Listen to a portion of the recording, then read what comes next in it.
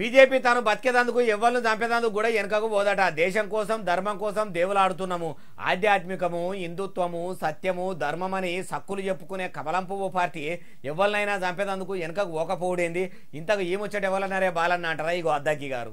అయ్యా ఈనాడమనే కొత్తగా ఎమ్మెల్సీ అయిన దయాకర్ సారు ఇక చెప్పుండ్రి. బీజేపీ తను బతకడానికి ఎవరిని చంపడానికైనా సిద్ధం ఇవ్వాలి. ఎవరిని చంపింది ఇంతకు మీరు సంపంగా చూసిండ్రా? అది చెప్పుండ్రి. అక్కడ అకాలీలను చంపిండ్రు, ఇక్కడ శివసేనని చంపిండ్రు, అక్కడ బీఎస్పీని చంపిండ్రు.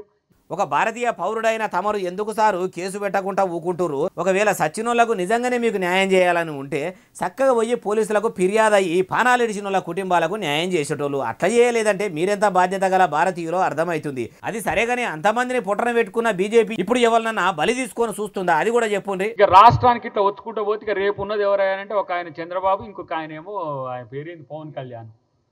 వాడుకుంటారు, కమలయ్యలు వాడుకుంటారు, నమ్మిపోయిన వాళ్ళ బతుకులతోని ఆడుకుంటారని ముద్దుగానే చెప్తుండ్రు.